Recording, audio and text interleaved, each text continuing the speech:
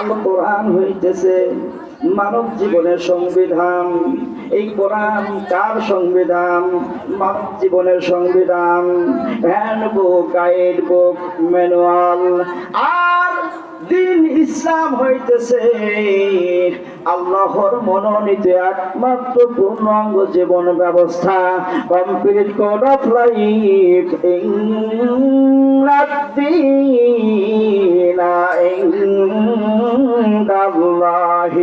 ইসলাম। আল্লাহু আকবার। Islam is the complete code of life. ইসলাম মানব জীবনের সর্বক্ষেত্রে সঠিক সমাধান দিয়ে প্রমাণ করেছে। কথা বলেন ঠিক কিনা? আল কোরআন, এই যে Al Quran is the guideline of human life. আর এই মহাগ্রন্থ আল কোরআন ইসলামী জীবন দর্শনের মূল উৎস। Al Quran is all science, বিজ্ঞানময় কোরআন, যার সম্পর্কে কবি বলেছেন লাইসা হাযা মিন কালামিল বাশার। ইহা এমন এক গ্রন্থ যার ভাষা অত্যন্ত সুন্দর। কথা বলেন ঠিক কিনা? যতদিন বাজার নামাজ পড়তেছেন, নামাজ ফরজ হওয়ার শুরু থেকে পর্যন্ত যে নামাজ পড়েন, ইমাম সাহেবের পিছনে তেলাওয়াত শোনেন, সূরা ফাতিহা কি পুরা হয়ে গেছে? খারাপ লাগে যখন ইমাম সাহেব সূরা ফাতিহা তেলাওয়াত করেন, মনোযোগ দিয়ে তেলাওয়াত শোনেন কি শোনেন না? যখন অলাদ্দালিন বলে ইমাম সাহেব বলেন আমিন, আপনারা বলেন আমিন, ফেরেশতারা বলে আমিন, ফেরেশতার সাথে যখন আমার আপনার আমিন মিলিয়ে যায়, মহান আল্লাহ রব্বুল আলামিন ওই বান্দার গুনাহগুলো মাফ করে দেন। বলেন সুবহানাল্লাহ। মহান আল্লাহ রব্বুল আলামিন কোরআন মাজিদে 9 নম্বর পারা 8 নম্বর সূরা আনফালের 2 নম্বর আয়াতে ইরশাদ করেছেন, ইন্নামাল মুমিনুনা আল্লাযীনা ইযা যুকিরাল্লাহু ওয়াজিলাত কুলুবুহুম ওয়া ইযা তুলিয়াত আলাইহিম আয়াতুহু যাদাতুহুম ঈমানান ওয়া আলা وعلى ربهم يتوكلون। الله أكبر। আল্লাহ বলেন মুমিন তাহারাই, আল্লাহ কি বলেছেন? মুমিন তাহারাই যখন আল্লাহর নাম লওয়া হয় তখন তাদের অন্তর কম্পিত হয়। আর যখন আল্লাহ তাআলার এই কোরআন থেকে আয়াত সমূহ পড়িয়ে তেলাওয়াত করিয়ে তাদেরকে শোনানো হয়, তখন এই কোরআনের আয়াত তাদের ঈমানকে দৃঢ়তর করিয়া দেয় এবং তাহারা একমাত্র শুধুমাত্র কেবলমাত্র মহান আল্লাহ রব্বুল আলামিনের উপরই ভরসা করে। কথা বলেন ঠিক কিনা? আল্লাহ আমার রব, এই রবি আমার সব। কথা বলেন ঠিক কিনা? যত তুফান আসুক আল্লাহর উপর ভরসা করবেন তো, ঝড় আসুক তুফান আসুক যা হোক আল্লাহ তার উপর ভরসা রাখবেন তো।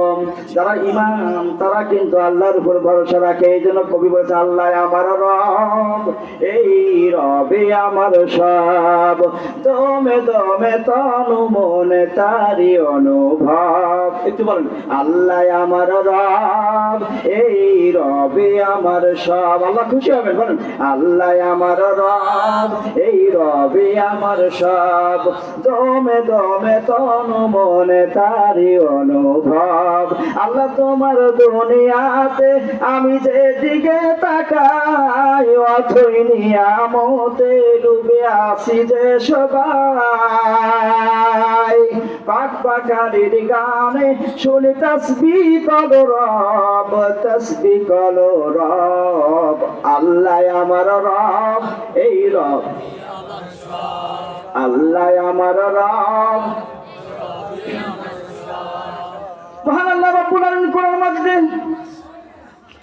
9 নম্বর পারা 7 নম্বর সূরা সূরা আল আরাফের 204 নম্বর আয়াতে ইরশাদ করেছেন ওয়া ইযা কুরিয়াল কুরআনু ফাসতামিউ লাহু ওয়া আনসিতু লাআল্লাকুম তুরহামুন। আল্লাহু আকবার। আল্লাহ বলেন যখন কোরআন মাজিদ তিলাওয়াত করা হয়, কার কথা? আল্লাহর কথা। আল্লাহ তাআলা বলেন যখন এই কোরআন মাজিদ তিলাওয়াত করা হয় তখন তাহাতে কান লাগিয়ে শোনো এবং নিশ্চুপ থাকো যাহাতে তোমাদের উপর রহমত বর্ষিত হয়। বলেন সুবহানাল্লাহ। রহমত বর্ষিত হয় কার থেকে? আল্লাহ থেকে। কি কাজ করলে? ভালো কাজ করলে।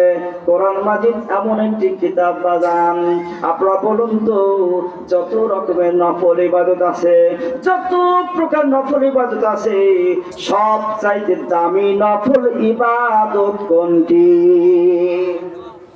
বিশ্বনবী সাল্লাল্লাহু আলাইহি সাল্লাম বলেছেন আফদালুল ইবাদাতি তিলাওয়াতুল কুরআন। বিশ্বনবী সাল্লাল্লাহু আলাইহি সাল্লাম বলেছেন যত নফল ইবাদত আছে সবচেয়ে সেরা নফল ইবাদত হলো কোরআন মাজিদ তেলাওয়াত করা। বলেন সুবহানাল্লাহ। খুব সংক্ষেপে বলছি বাজান, দুনিয়ার মধ্যে সবচেয়ে দামি মানুষ কারা আমাদের জানা দরকার আছে না নাই? জানলেই তো মানা যাবে। কথা বলেন ঠিক কিনা? না জানলে কিন্তু মানা যাবে না। আমরা সকলেই গভীর মনোযোগ দিয়ে কথাগুলো শুনি। এই দুনিয়ার মধ্যে সবচেয়ে দামি মানুষ কারা? তিরমিজি শরীফের 2908 নম্বর হাদিস খুলে দেখবেন বাদাম, সেখানে আল্লাহর নবী সাল্লাল্লাহু আলাইহি ওয়াসাল্লাম বলেছেন খায়রুকুম মান তাআল্লামাল কুরআনা ওয়া আল্লামাহ। বিশ্বনবী সাল্লাল্লাহু আলাইহি ওয়াসাল্লাম বলেন দুনিয়ার মধ্যে সবচেয়ে দামি মানুষ তারা যারা কোরআন মাজিদ নিজে শেখে এবং অপরকে শিক্ষা দেয়। বুঝলেন? কথাটা বোঝা গেল? এই হাদিসের উপরে বাংলাদেশ জামাতে ইসলাম খুব জোর তাগিদ দিয়েছেন কোরআন শিক্ষার উপরে। আল্লাহ তাআলা যেন কবুল করে নেন। সকলে বলুন আমিন। এজন্য বলছি বাজান, আগামীর বাংলাদেশ, সবাই বলেন কোরআনের বাংলাদেশ, আগামীর বাংলাদেশ। জোরে বললে কি ক্ষতি হবে? আগামীর বাংলাদেশ, আগামীর বাংলাদেশ ইসলামের বাংলাদেশ, আগামীর বাংলাদেশ ইসলামের বাংলাদেশ, আগামীর বাংলাদেশ আলেম ওলামার বাংলাদেশ।